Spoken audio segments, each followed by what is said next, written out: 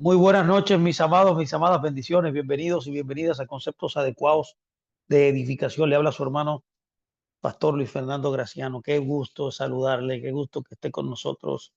Para mí es un placer poder compartir y aprender juntos esta maravillosa Torá. Hoy, como cada lunes, estudio Torá, tratando un tema interesante que es el Musar. Dentro de este Musar, el tema, el rasgo del celo. Hoy hablaremos acerca de las divisiones del celo, cómo adquirirlo. Y también vamos a hablar, si tenemos tiempo, los detrimentos del celo. Así que permítame iniciar ya, primeramente, definiendo el celo y luego comenzar a hablar acerca de las partes de este principio, de este atributo maravilloso que es el celo. Ahora, Fernando, ¿cómo tú puedes definir celo? ¿A qué tú te refieres cuando hablas de celo? Permítame yo definirlo. Celo puede definirse como el rasgo de carácter que un creyente tiene que de una manera temprana participa de una manera rápida, de una manera veloz, de una manera enfática, de una manera eh, bien temprana, se envuelve en los mandamientos y su cumplimiento. Los sabios lo definieron así. Ellos dijeron, los celosos son tempranos, dice, en cumplir los mandamientos. O sea, celo tiene que ver con usted ser una persona que estudia la Torá, que estudia los mandamientos de Dios, que lo conecta con el Creador. Usted se envuelve entonces, luego de este estudio, usted se dirige inmediatamente, mire, enfáticamente a cumplirlos. Esto es celo. Este es un atributo que debemos formar, forjar en nuestras vidas de una manera neurálgica, de una manera necesaria. Pero vamos a entrar ahora entonces en esta clase de hoy que vamos a tratar de desglosar las divisiones del celo. Permítame comenzar con esta primera parte de divisiones del celo. Mire, dentro del celo existen dos tipos de celo, dos divisiones, vamos a llamarle así, dos divisiones. Uno se aplica antes de comenzar una escritura, y el otro después de comenzar una escritura. ¿Lo oyó bien? Lo voy a repetir. Hay dos divisiones de celo. Uno se aplica antes de comenzar una escritura y el otro después de comenzar una escritura. Antes de comenzar una escritura, antes de comenzar una mitzvah, una acción, una obra, la ejecución del mandamiento, que uno no permita, note que una mitzvah se retrase. Este es el concepto de jamés. Hametz en las escrituras. Literalmente es el concepto Hametz. Más bien, Fernando, ¿a qué tú te refieres? Mire, más bien, cuando llegue el momento de su ejecución, cuando llegue el momento que se le presente la oportunidad o cuando la idea de realizar la mitzvah entre en su mente, debe apresurarse y de hacerse urgente, crear un sentido de urgencia, apoderarse del mandamiento y realizarlo y no permitir por ninguna circunstancia que el tiempo pase entre medias. ¿Me explico? Porque no hay peligro como su peligro. No hay peligro más grande que demorar el mandamiento, ya que he aquí cada nuevo segundo que surge en el devenir del tiempo puede traer consigo un nuevo impedimento para la buena obra, para la buena acción. Note lo que dice el tratado Shari Oreh en el volumen 1, capítulo 2, cuando comenta la frase, no hay peligro como este peligro. ¿Qué significa esto? Vamos a ver qué dice esto. Dice, porque el propósito principal de la existencia no es evitar los pecados, sino hacer el bien. Escuchen por favor esto. El punto central, el propósito principal de la vida es no evitar los pecados, sino hacer el bien. Es la ejecución del mandamiento, es la ejecución de la buena obra. Permítame traer una analogía de esto. El conductor cometió imprudencia en la carretera y recibió multas de tráfico diarias. Y por temor a ser despedido, el conductor decidió tener mucho cuidado y estar atento para no violar las normas de tránsito. Después de una semana, informó al jefe que no había recibido multas esta semana. El jefe respondió, qué bien. ¿Cuánta mercancía entregaste? Dijo. El conductor le respondió, oye, fui tan cuidadoso en observar las reglas de tráfico que olvidé coger alguna mercancía. Entonces el jefe lo despidió rápidamente. Esta es la analogía de lo que estamos nosotros hablando aquí, que no hay más peligro que este peligro de no tener un sentido de urgencia, de rapidez, de inmediatez para obedecer la Torá, para obedecer los mandamientos de Dios. Es por esa razón que los sabios, nuestros sabios de bendita memoria, nos despertaron a la verdad de este asunto. ¿Cómo nos despertaron a esta gran verdad? Nos despertaron en referencia a la coronación de Shelomo, a la coronación de Salomón. David le dijo a Benaías en español, en el capítulo 31, 33, 36 de Primera de Reyes, él le dijo, llévalo a Guión. Y Benaías respondió, amén, que Dios también lo diga. Es por esa razón que los sabios enseñaron sobre este Midrashim del Midrashim o del Midrash Bereshit Rabá 76.2. Ellos dijeron, el rabino Pinjas, en nombre del rabí Yohanan de Sipori, preguntó, ¿acaso no se dijo ya? He aquí, te nacerá un hijo que será un hombre tranquilo y te dará paz, y te dará paz de todos tus enemigos alrededor, porque su nombre será Shelomo. Y la respuesta fue, más bien, porque de aquí a Guión pueden surgir muchos contratiempos. Por tanto, los sabios de gran memoria nos exhortaron. Escuche por favor qué dijeron. Velarás por las matzot. Si una mitzvah llega a tus manos, si un mandamiento está a mano, está disponible para ti, no demores en su cumplimiento. Así que no permitas, dijeron los sabios, que se convierta en Hametz. Y dijeron también en el Tratado Nasir 23b, escuche por favor, una persona siempre debe ser rápida a cumplir una mitzvah, porque debido a que la hija mayor de Lot presidió a su hermana en una noche, ella mereció predecerla en 4 generaciones. Y dijeron también los sabios, la gente celosa cumple el mandamiento lo antes posible. Esto está escrito en el Tratado Pesajim 4a. Asimismo dijeron, de igual manera, una persona siempre debe correr para cumplir un mandamiento, incluso en Shabbat. De igual manera también en el Midrash Rabá, en Baikra Rabá 11.9, en el verso del Salmo 48.15 o comentando el Salmo 48.15 dice, Él nos guiará a la juventud lleno de celo como jóvenes doncellas, como está escrito, en medio de las doncellas tocando pandero. Y en la juventud y las doncellas son palabras relacionadas y de parentesco en el hebreo. ¿Por qué?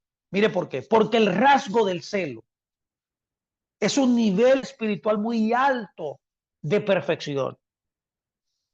que la naturaleza humana, la naturaleza de una persona le impide alcanzar en el momento actual. Pero aquel que se fortalezca y se apodere de él, adquiere este rasgo tanto como pueda, en el mundo futuro merecerá alcanzarlo verdaderamente. El bendito Creador se la otorgará como recompensa por su esfuerzo durante el tiempo de su servicio. La división del celo,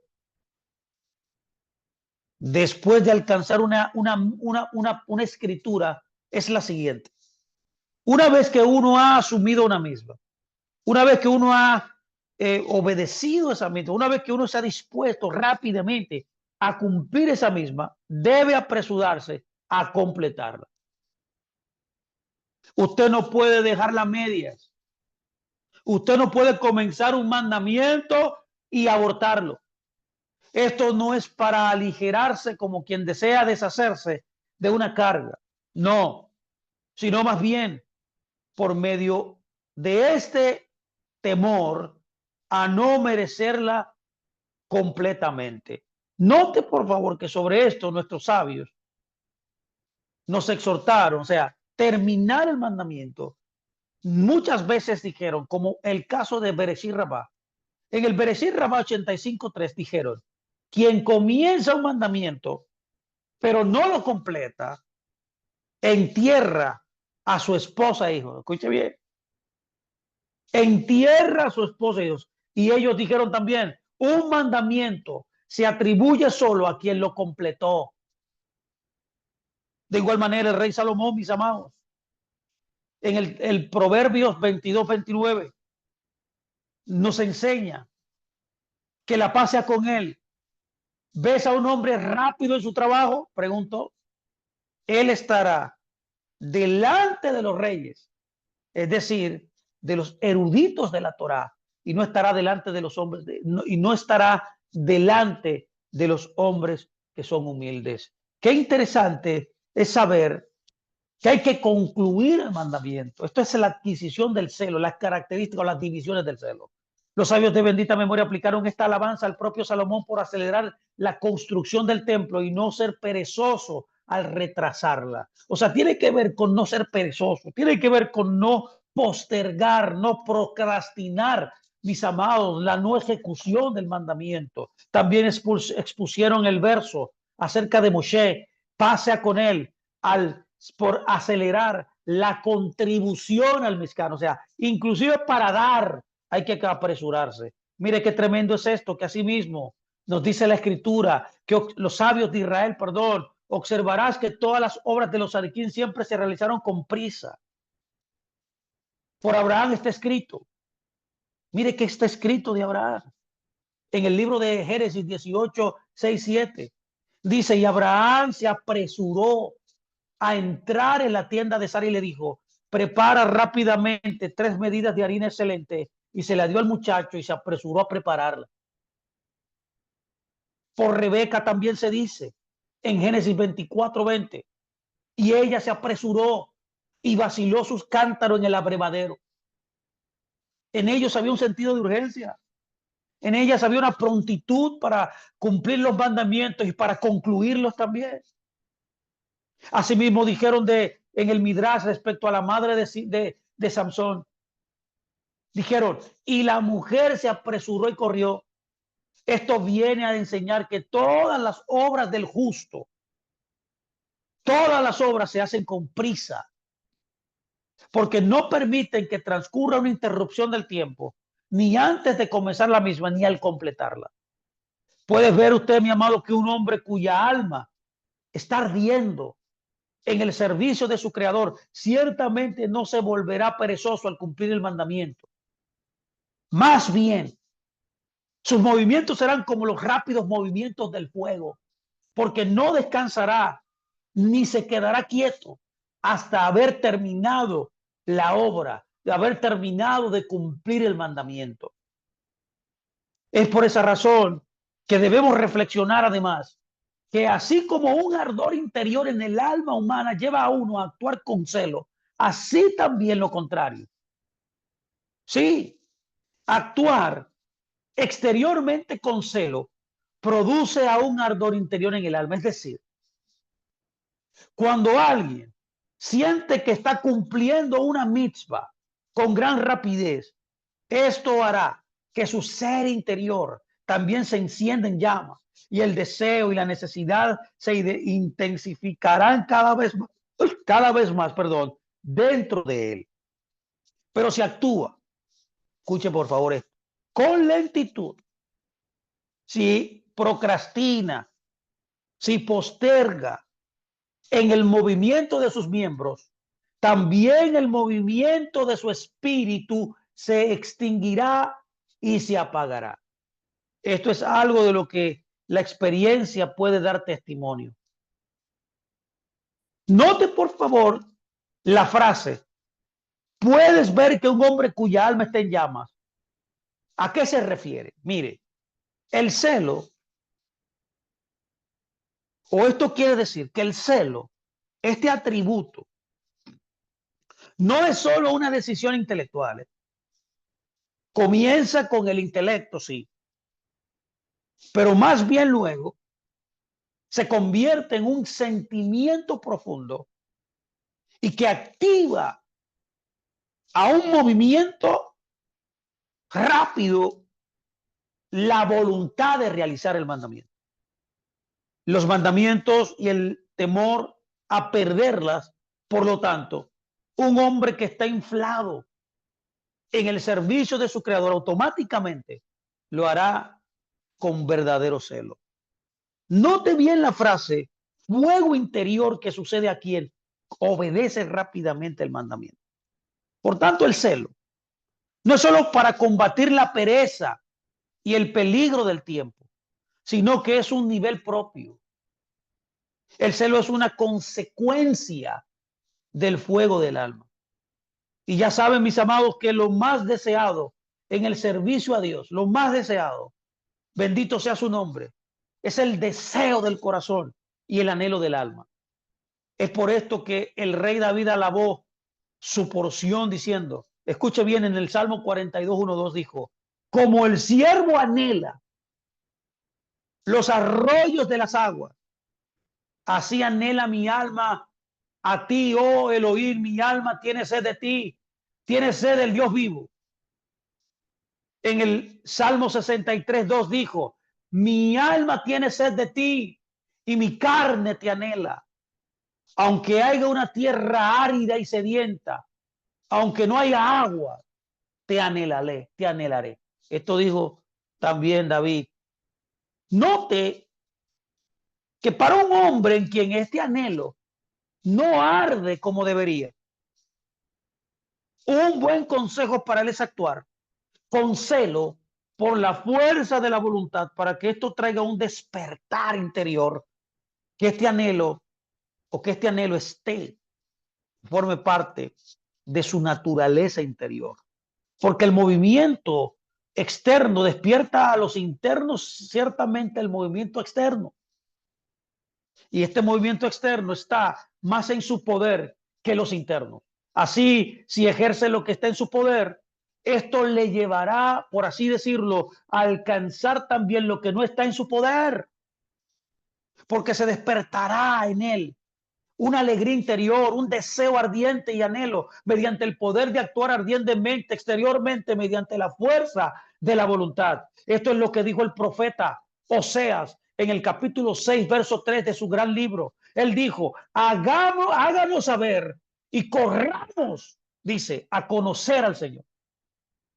Corramos, dijo, corramos, escuche bien.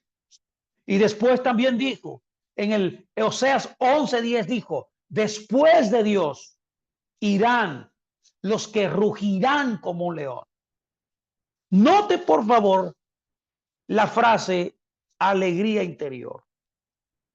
Hay que añadir otro punto importante aquí al referirnos a esta frase. ¿Cuál es?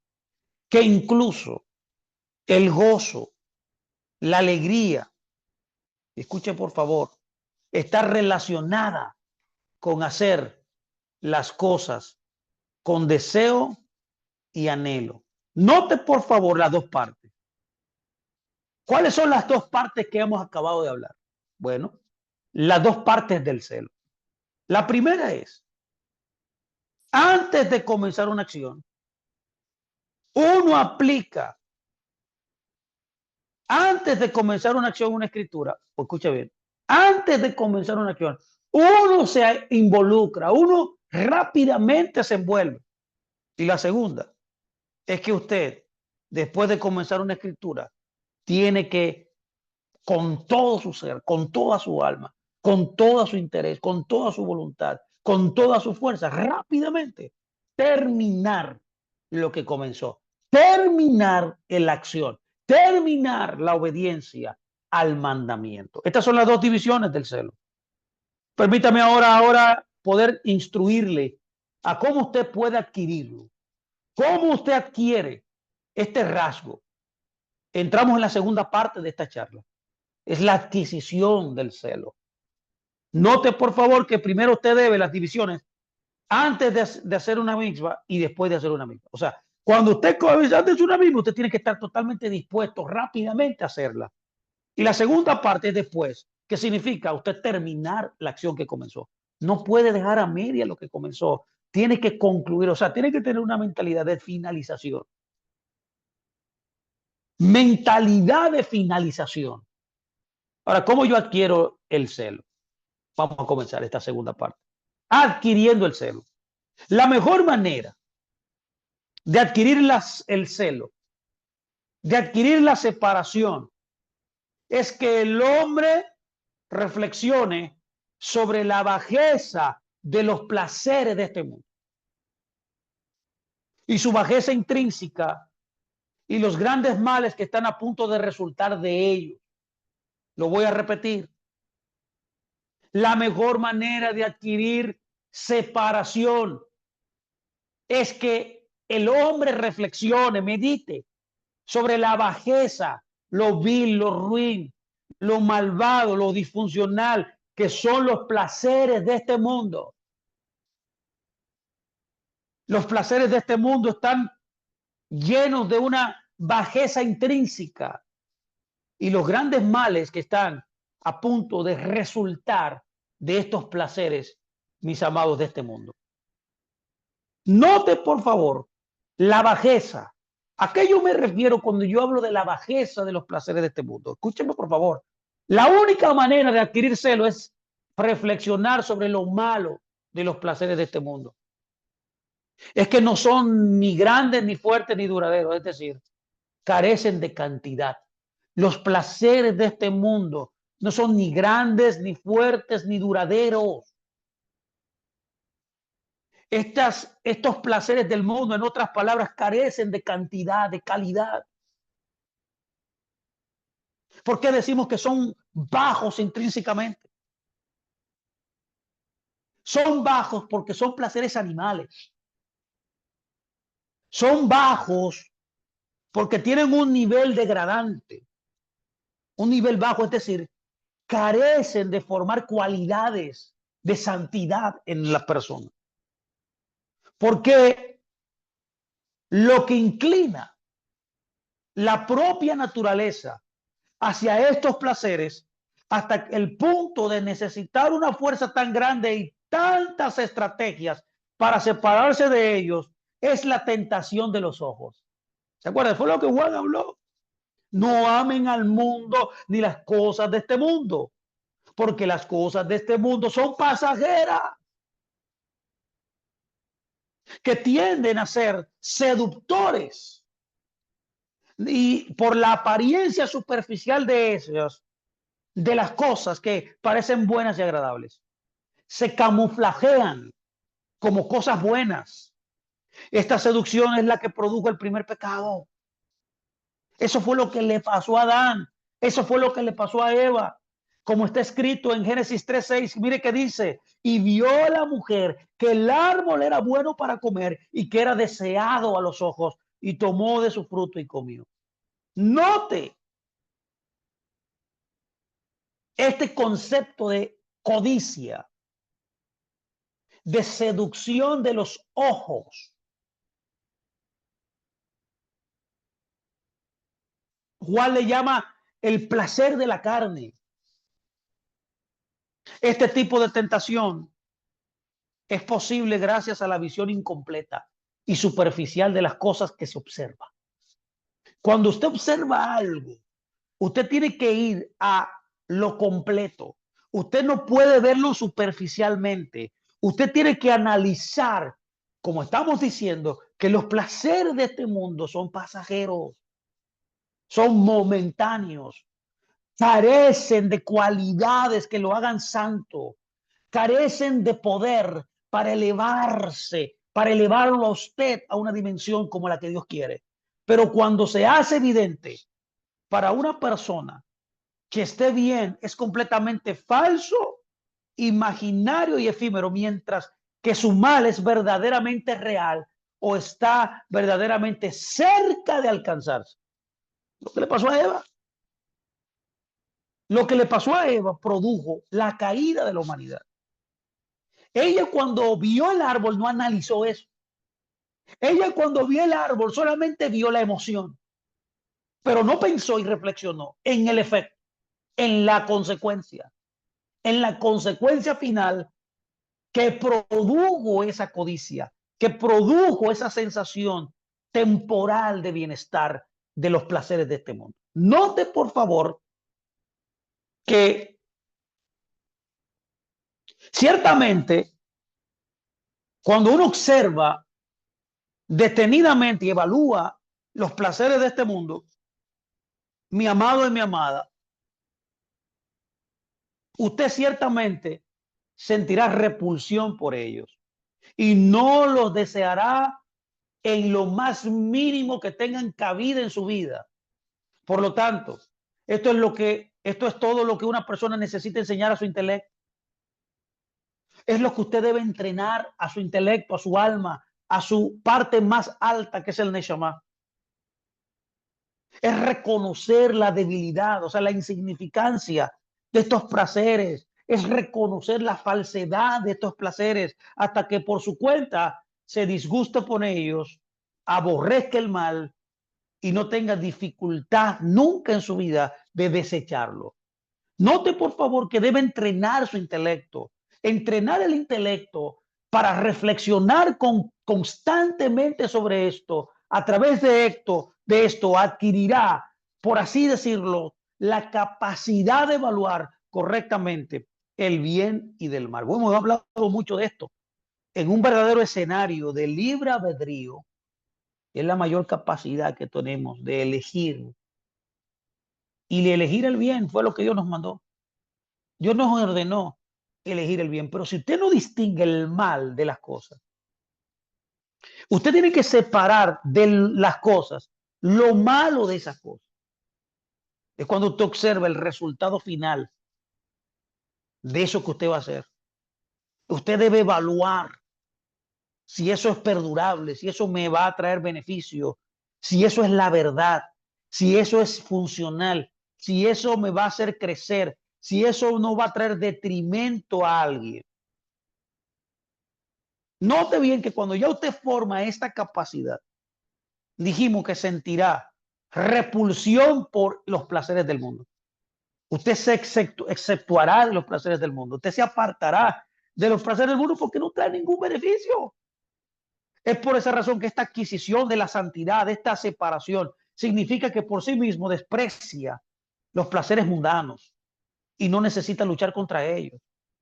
Note que el placer de comer es el más tangible y el que más se siente. Sin embargo, pregunto, ¿hay algo más rápido y pasajero que esto? ¿Hay algo más efímero? Porque su duración es como la medida de pasar por la garganta de una persona. Y después de que la comida pasa por este punto y desciende a las entrañas, todo recuerdo de ella desaparece y se olvida como si nunca hubiera existido. Por tanto, mis amados, estará tan saciado si comiera cisnes cebados como si hubiera comido pan grueso en cantidad suficiente. Tanto más si se tienen en cuenta las muchas enfermedades que se producen al comer. Bueno, yo he hablado de esto tantas veces, señores, del cómo comer sanamente. Bueno, Maimónides mismo aconseja en su tratado de los alimentos que usted no puede llenarse totalmente su estómago.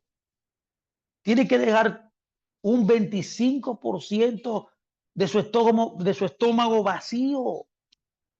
Si usted se llevara de estas enseñanzas, de cómo debemos comer y alimentarnos y por qué nos debemos alimentar, qué es la alimentación, usted se evitaría muchísimas enfermedades. La mayoría de las enfermedades es por la cantidad de alimento y el tipo de alimento que nosotros comemos. Es por eso que hay que darse cuenta, mi amado, de qué usted come, cómo come, por qué come. Usted no puede hacer la comida a un Dios. Pablo dijo que en una ocasión que los corintios tenían como su Dios su vientre.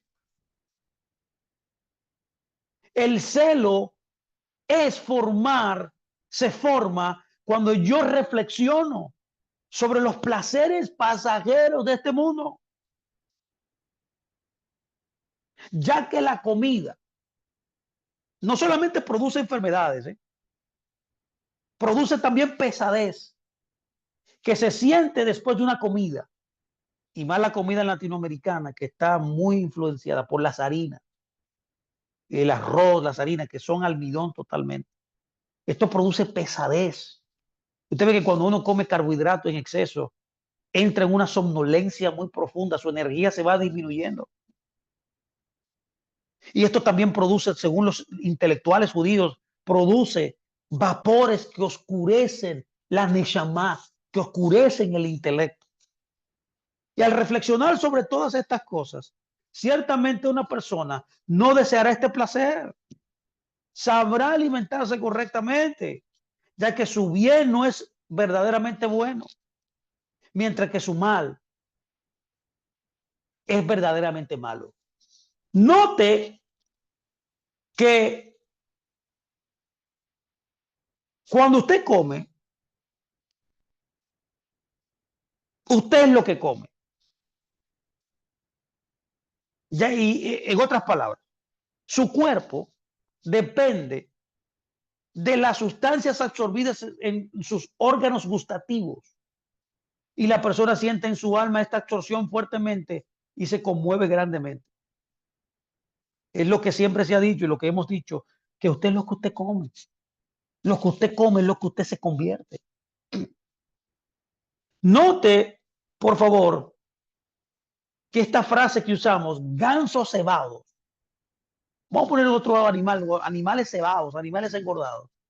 Es un ejemplo de comida sabrosa traída a la mesa del rey Salomón, como está escrito en Primera de Reyes 5:3. Note que hablamos de enfermedades. Es por esa razón que uno no debe luchar contra la inclinación al mal cara a cara.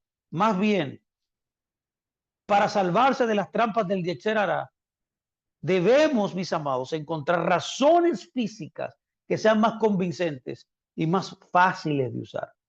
De igual manera, para los demás placeres de este mundo, si reflexionara sobre ellos, vería que incluso el bien imaginario que hay en ellos dura solo un breve tiempo, mientras que el mal que puede surgir de ellos es tan severo y prolongado que ninguna persona inteligente consentiría en exponerse de estos males, de estos peligros por el bien de su bien.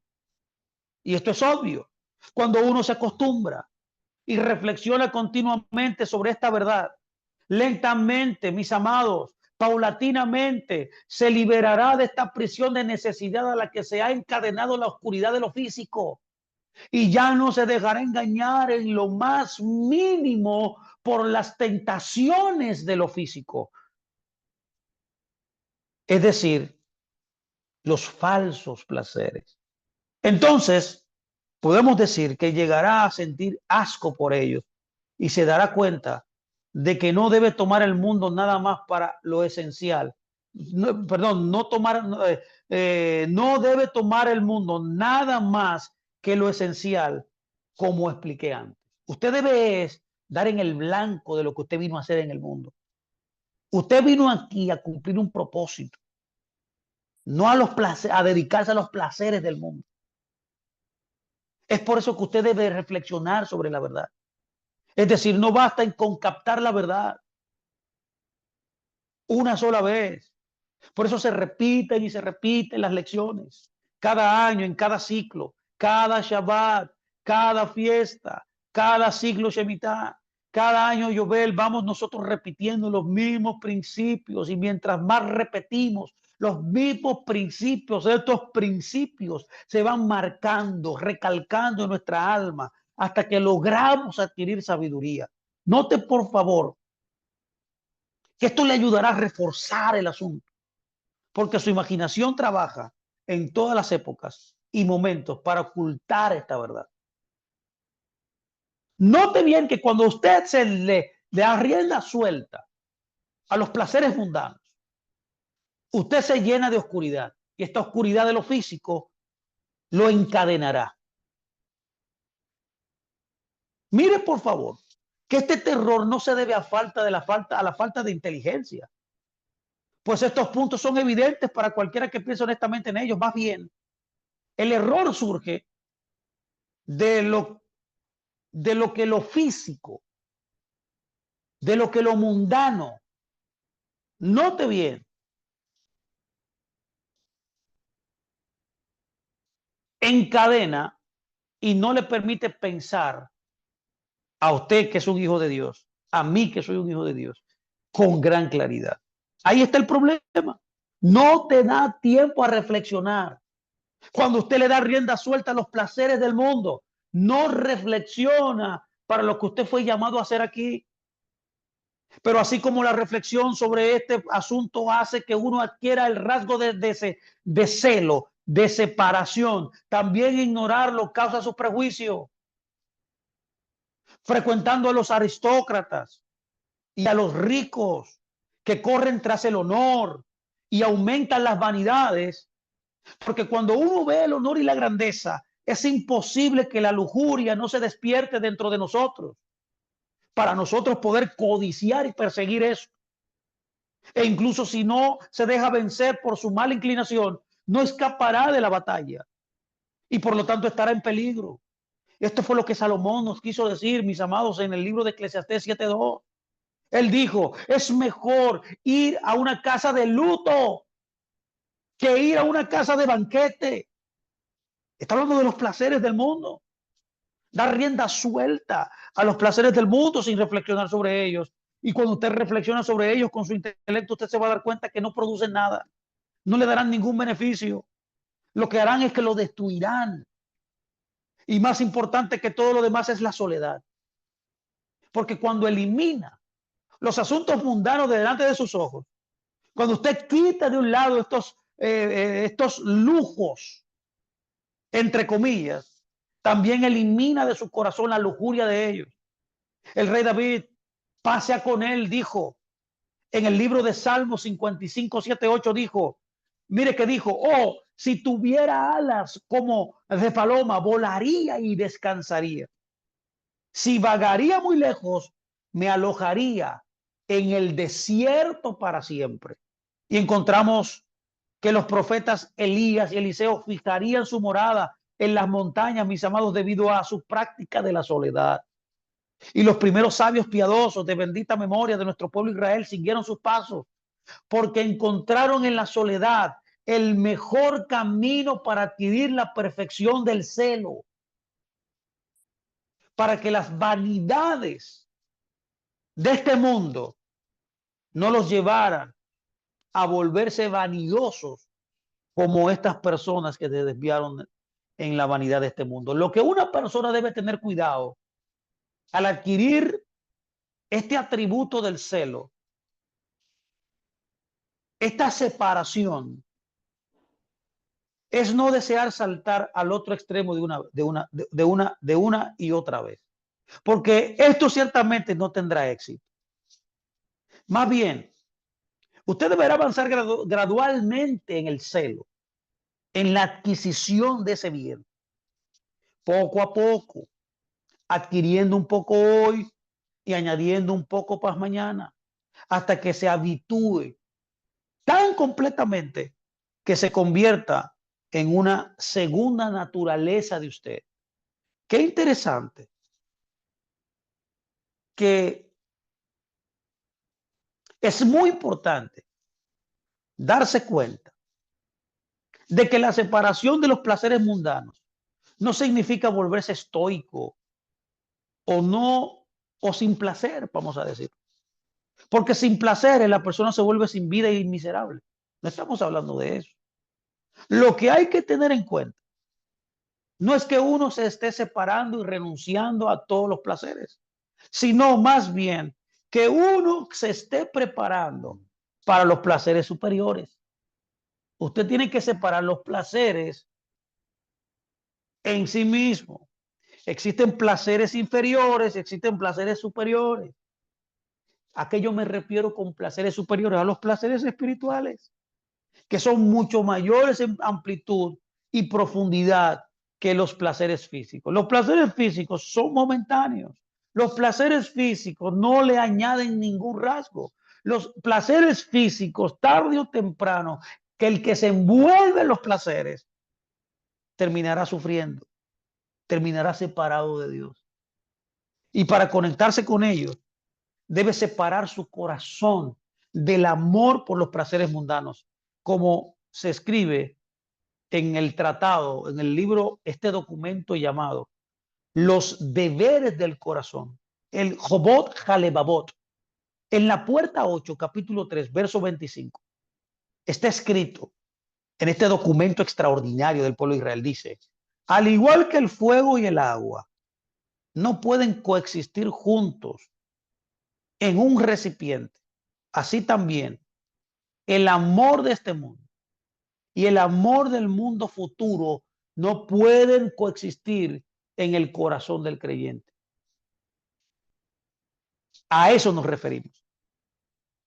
Usted, en otras palabras, para adquirir celo, este celo de una rapidez, una prontitud de obedecer los mandamientos, usted debe reevaluar, debe examinar profundamente y alejarse de todos los placeres mundanos, de todos los placeres del mundo. No amen al mundo, decía Juan, y las cosas del mundo, porque la vanagloria de la vida, los deseos de la carne y los deseos de la vista producirán muerte. Permítame ahora entrar en la tercera parte de la charla del día de hoy. Y es la parte que le hemos llamado los detrimentos del celo. Y aquí concluimos la charla de hoy. Ahora, ¿cuáles son los detrimentos del celo? Los factores que disminuyen, por así decirlo. Detrimento es lo que disminuye, lo que no te hace adquirirlo, lo que no te permite acceder a ese principio, a ese atributo en tu alma. Estos factores que disminuyen el celo son los que aumentan la pereza. Escucha, por favor. Bueno, hablamos de la pereza la clase pasada. Vaya y escuche ese mensaje. Definimos la pereza. Y hablamos de la hormiga, cómo la hormiga era proactiva, cómo la hormiga era automotivada. El principio que la hormiga nos enseña en medio de la naturaleza es que la hormiga es automotivada. Ella misma se excluye de la pereza. Es laboriosa, es organizada, es constante. En verano guarda alimento para el invierno. Así mismo debe ser usted. Darle la espalda a la pereza. Entrar en acción, en movimiento de buenas obras de justicia. Estos factores que disminuyen el celo son los que aumentan la pereza.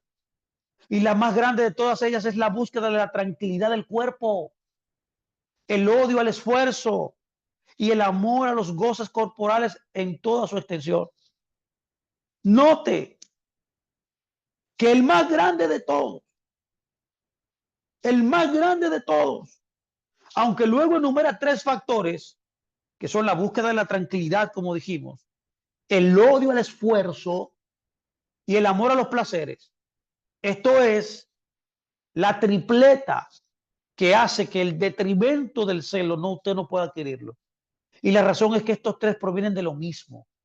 Tienen la misma esencia, por así decirlo. Y esto es evidente para quien investigue el asunto. Dado que el celo es lo opuesto a la pereza. Note bien que cuando alguien es celoso, es pronto, es activo, no le da cabida a la tranquilidad, al descanso, a los placeres, no se exime de esforzarse. Al contrario, una persona celosa es esforzada. Se le dijo así a Josué, ¿se acuerda? Esfuérzate y sé valiente. El que ama los placeres está en medio, está atrapado, mi amado, en la pereza. Está atrapado en la pereza lo domina. Esto aumenta, disminuye el celo. Porque aquí, escúcheme por favor, que para un hombre como este, el servicio a Dios ciertamente pesará mucho sobre él. Sí, hay gente así, le pesa el servicio a Dios, entonces usted está en medio. Esta charla es para usted. Esta charla es para usted, para que usted adquiera el celo. Debe formar el celo en su vida. Debe dejar a un lado los placeres. Debe dejar de un lado la falta de acción, el descanso, la falta de compromiso. Debe esforzarse en obedecer. Y así usted adquirirá celo. Es por esa razón que para aquel que desea comer con plena paz y tranquilidad, dormir sin perturbaciones, caminar solo a su propio ritmo u otras cosas similares, sin duda, le resultará muy difícil levantarse temprano para ir a la sinagoga o para cortar el pan. Su comida sea corta para orar el servicio de la tarde o salir a realizar un mandamiento si el horario no le conviene. Y cuando más apresurado en cumplir una misma y estudiar Torah, es una buena señal. Es una buena señal de que no hay nada que le inhiba a usted su celo. Note, por favor, que quien se acostumbra a estas prácticas que traen detrimento de su celo, que impiden que usted adquiera el celo, no es dueño de sí mismo. Yo siempre lo he dicho, lo voy a decir nuevamente, es un esclavo. Fernando, y existen esclavos que han nacido de nuevo, que participan en congregaciones, que alaban al Señor, que diezman, que ofrendan, que guardan Shabbat. Sí, muchísimo. Sin temor a equivocarme, bíblicamente hablando, el 50%. Podemos decir entonces que en cada congregación, el 50% está atrapado en este mal de detrimento de su celo. Sí, porque siempre hay una excusa. Siempre hay un sentido de no esforzarse. Siempre hay un sentido de tranquilidad. Lo voy a coger suave. Dios sabe. Siempre buscando una excusa. Siempre buscando la manera de no cumplir el servicio del Creador. Siempre hay algo en su vida que lo saca del servicio. Siempre hay algo, un amigo, un trabajo, siempre una excusa, siempre. Y muchos oran. Ay, Dios, yo oro a Dios para que Dios me ayude. Ay, yo salí de aquí. Dios no te va a ayudar a salir de ahí. El que tiene que salir de tú de ahí. Ya que tú estás recibiendo esta palabra, el que tiene que salir de ahí eres tú. El que tiene que tomar la decisión de adquirir celo, de esforzarte, de rápidamente cumplir los mandamientos por ti mismo.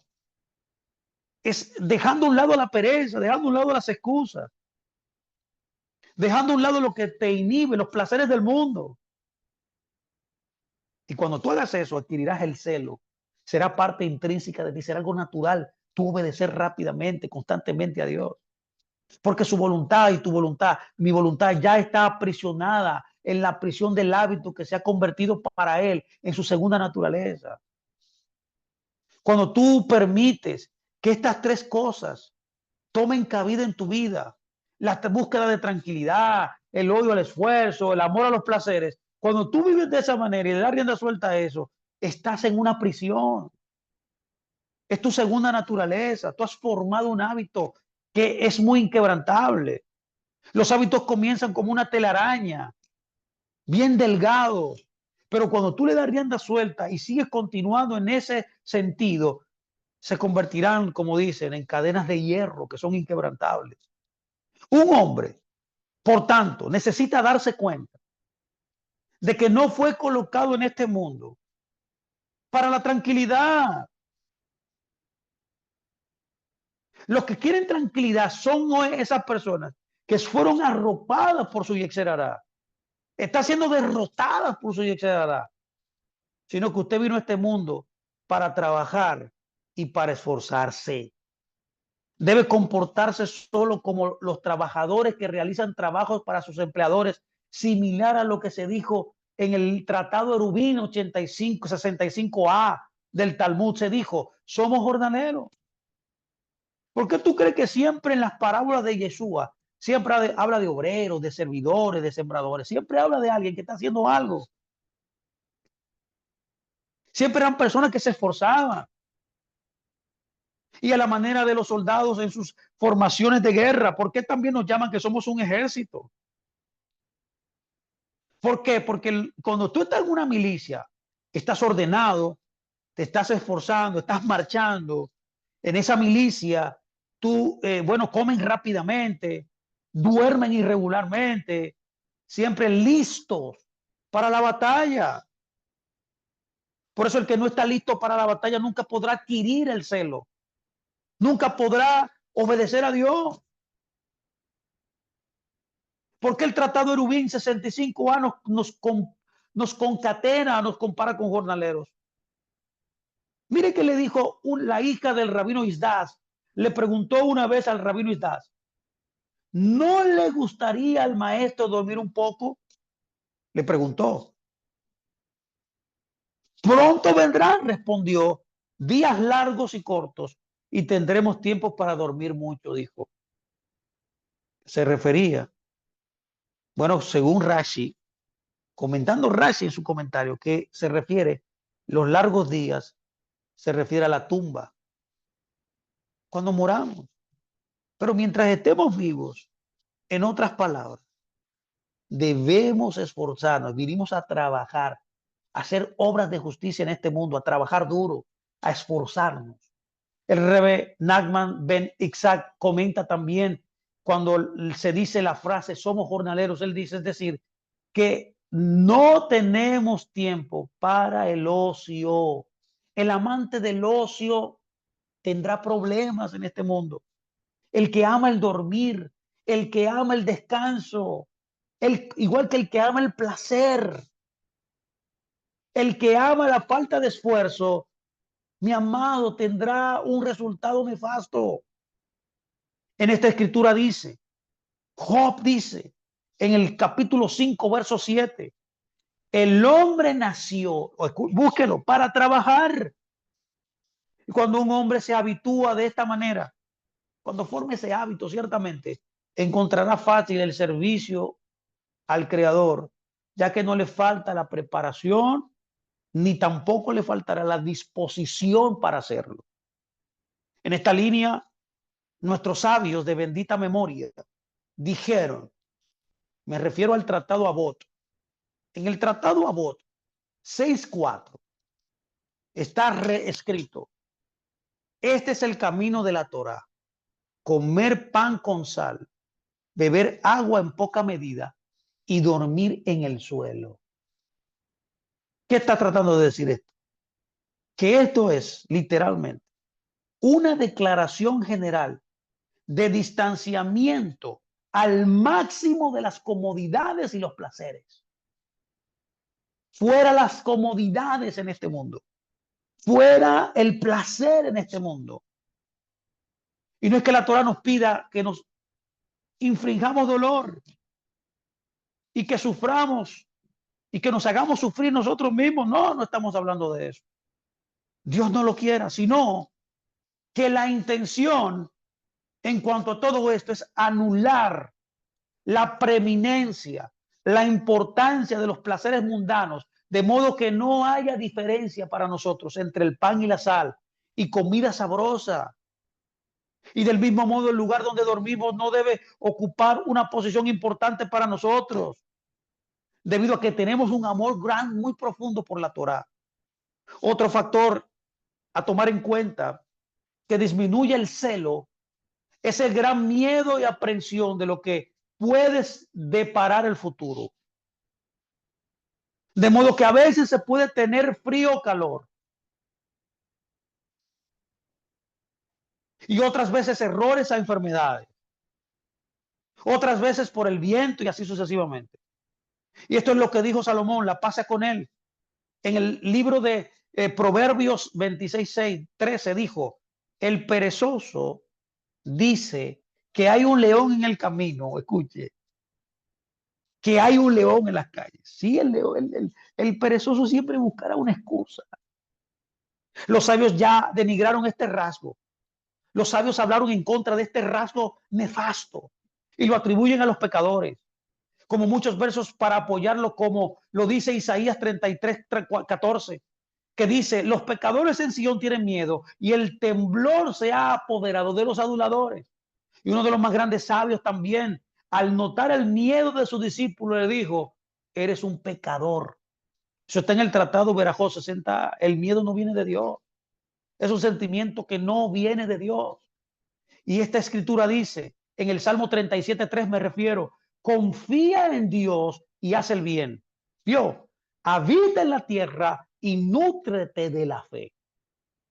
¿Por qué? Porque la fe viene por el oír la palabra de Dios. Tú no puedes despojarte, o sea, exiliarte de oír palabra de Dios. Porque cuando tú te abortas la palabra de Dios, cuando tú te sales del lugar donde se enseña Torah, te estás separando de lo único que te puede dar fe, de lo único que te puede dar fuerza, de lo único que te puede levantar, de lo único que te puede prosperar, de lo único que te puede sanar. En otras palabras, la única manera de poder liberarse de los temores que tenemos es fortaleciéndonos en confianza y en fe en Dios. El confiar en Dios es un alto nivel espiritual que se le pide. No solamente que se le pide, es una exigencia número uno en el ser humano. Bueno, el escritor de Hebreos lo dijo, ¿se acuerda? Él dijo que sin fe es imposible agradar a Dios. ¿Qué es lo contrario de la fe? La duda, el miedo. Cuando el miedo y la duda lo tomaron a usted, no solamente lo están tomando usted, están tomando su propia vida, una vida productiva, una vida totalmente bendecida. Pero además del nivel en sí, también es una condición previa para cumplir los mandamientos, porque sin él no podemos cumplir los mandamientos. Sin la fe y la confianza en Dios, usted nunca podrá cumplir los mandamientos. Por tanto, se nos explica el verso, confía en Dios y haz el bien.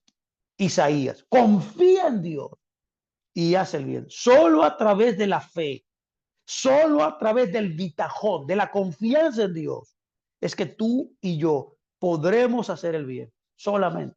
Note y permítame traer un resumen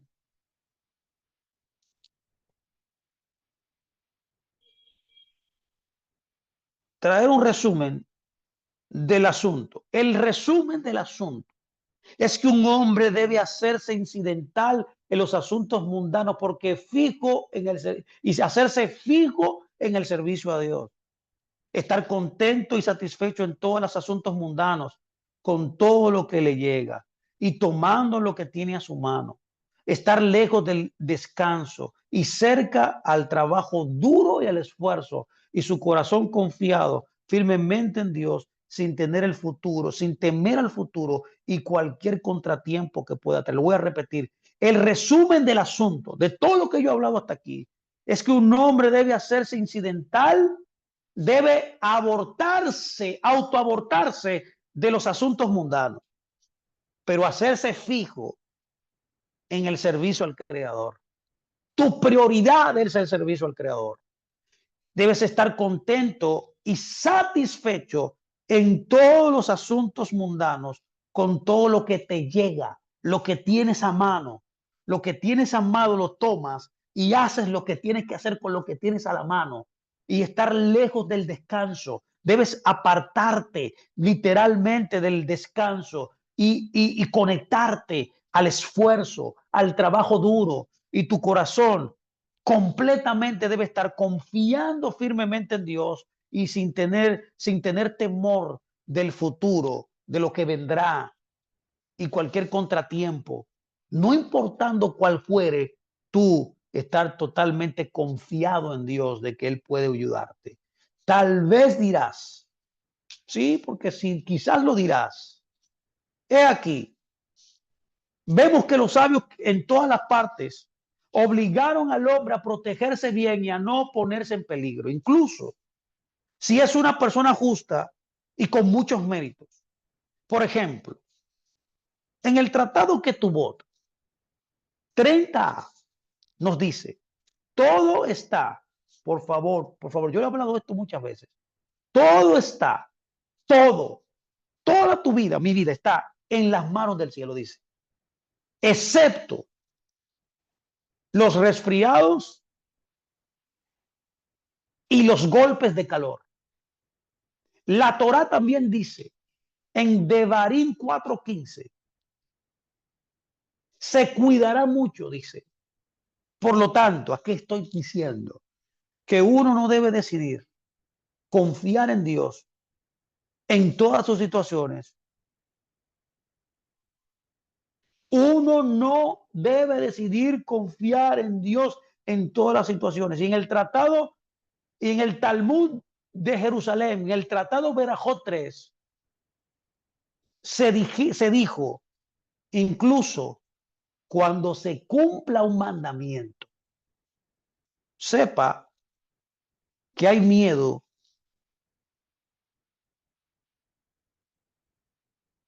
y hay miedo. Hay miedo justificado, en otras palabras, y hay un miedo tonto. ¿Lo me entendió? Hay miedo y hay miedo. ¿A qué me refiero? Que hay un miedo que es justificado y hay un miedo que es tonto.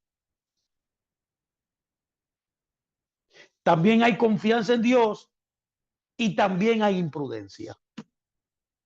El Señor de benditos, bendito sea su nombre, ha hecho al hombre con un intelecto sano y con un razonamiento claro para que pueda guiarse por el camino recto y protegerse de las cosas dañinas que fueron creadas para castigar a los malvados.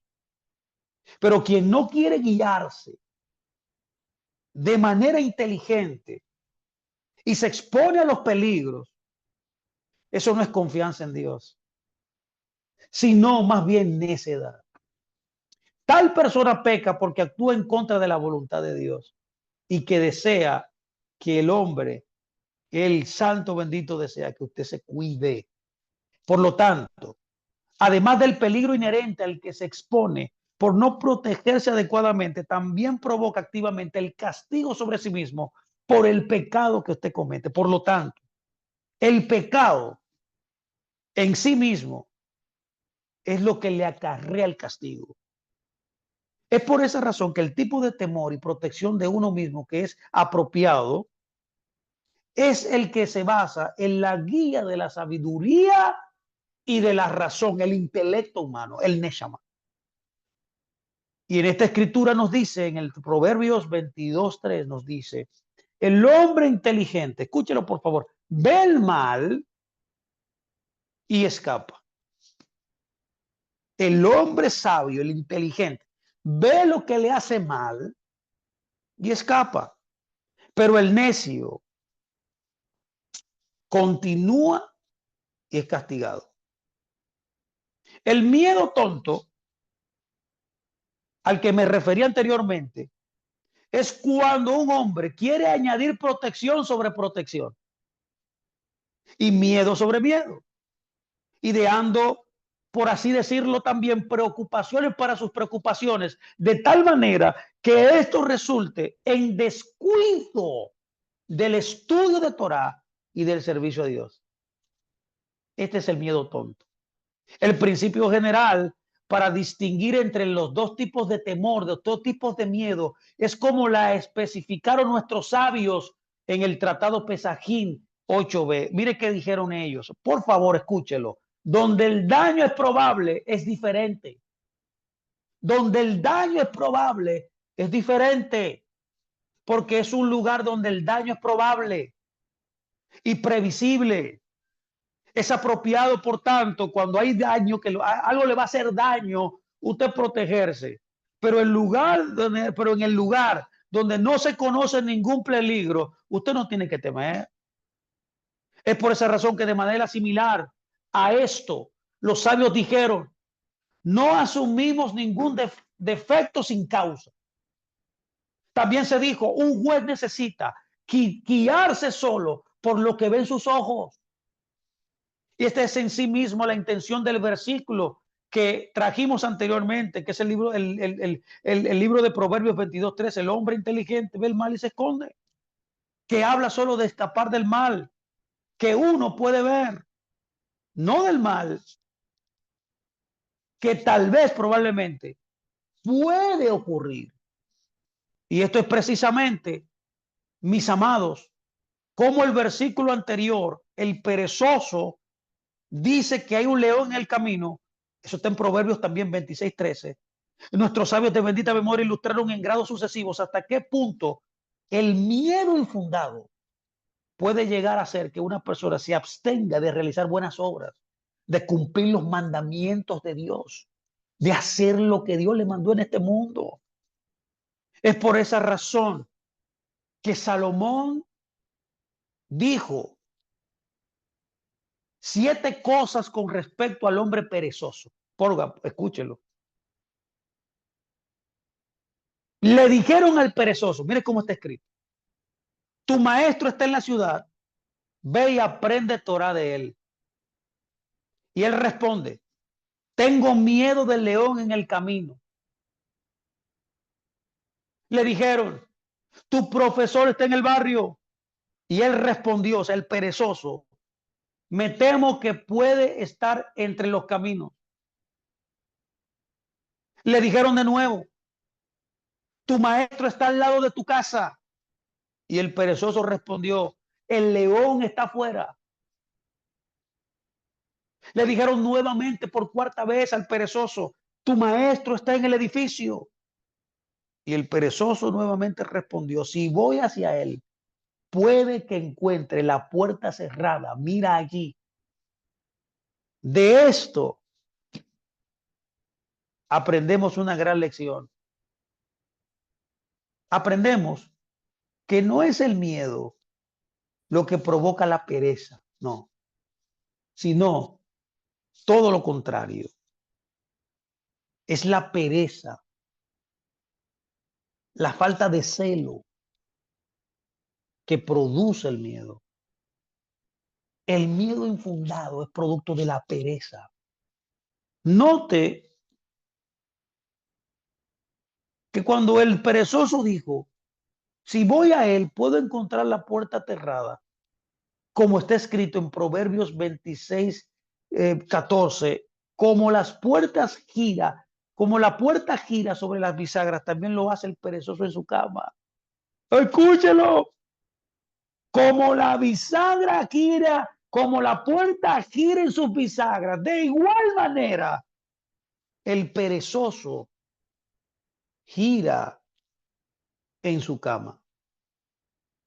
Note que cuando dice también el perezoso está abierto, y al final cuando se le acabaron las excusas dice, está abierta y no a la puerta, quiero dormir un poco más, como está escrito también en Proverbios 6:9, que dice, ¿hasta cuándo dormirás, oh holgazán? Se levantó de su sueño por la mañana, se levantó de su sueño por la mañana y le pusieron comida delante. Le da pereza llevársela, inclusive a este perezoso, tan grande la pereza, que le da pereza llevársela a la boca. La comida que se le pusieron delante. Es lo que decimos en República Dominicana, que al perezoso hay que darle la comida en la boca y moverle la quijada también para que mastique la comida. Así decimos aquí en República Dominicana.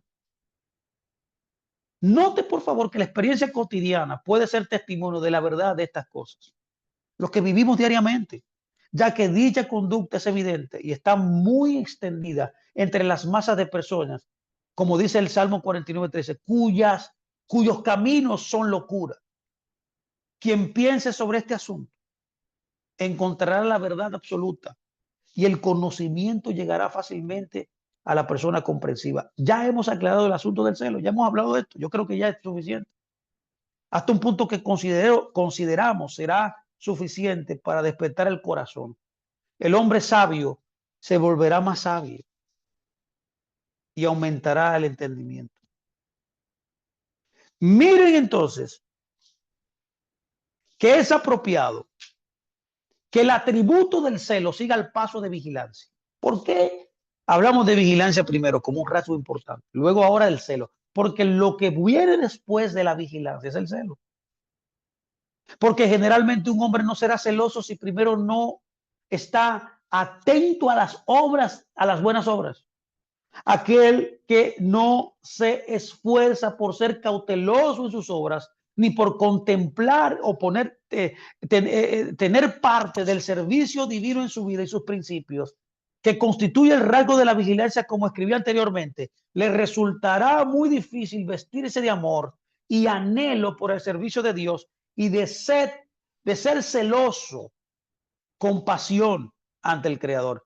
Porque tal persona, permítame ya cerrar esta charla, espero que esta charla le haya bendecido, mi amado.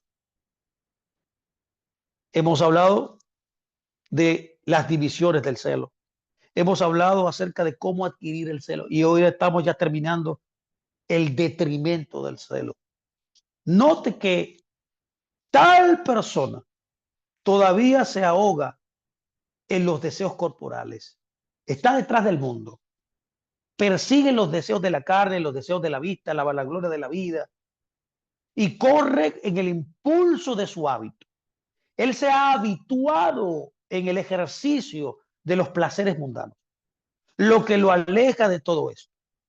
Pero después de haber abierto los ojos para ver sus obras, cuando él examina los placeres del mundo, la falta de esfuerzo, cuando él examina y observa estos elementos de la vida que no producen nada, que no traen beneficio, esas personas que han estado atentos a estas cosas, han sido despertados a ser conscientes de estos malos hábitos. Y al haberse encontrado con la bendita y santa Torah y confrontado a través de los mandamientos sus pecados, le será fácil, permíteme terminar con esto, apartarse del mal. Le aseguro que inmediatamente usted se aleje de la pereza, del placer de este mundo, de la tranquilidad y el descanso, inmediatamente usted se despertará al celo. Entrará una fuerza, un vigor impresionante para obedecer a Dios, buscarlo en todo momento. Le será fácil apartarse del mal. Le será fácil anhelar el bien en su alma y por al tanto ser celoso en él. Y esto es lo obvio en la vida del creyente. Mis amados, gracias. Yo espero que esta charla le haya bendecido, le haya ayudado a entender más este principio del celo que acabamos de terminar en el día de hoy. Continuaremos la clase próxima del lunes próximo. Creo que hablaremos acerca de otro principio importante, un rasgo de carácter importante, eh, que también es muy beneficioso para usted si usted lo forma. Se trata del rasgo de la limpieza. Yo quiero que no se lo pierda. Esto lo va a impactar. Esto puede cambiar su vida. Todo lo que hemos hablado puede transformar su vida si usted permite que esa palabra pueda internalizarse en su corazón. Así que le dejo con esta cita, mi amado, para el próximo lunes a las 7:30 nuevamente, hora República Dominicana. Espero, espero que esta charla de hoy le haya bendecido y que se envuelva en el conocimiento del Musar, que sea un profesional en la ética, que su vida sea marcada por la moral y la ética que demanda el reino de Dios y que solamente tú y yo podemos hacer como personas libres, libres que somos, que Dios nos ha creado para ser libres y obedecerle a Él. Así que les bendecimos, mis amados. Que el Eterno les guarde, que el Eterno les bendiga. Shalom a todos.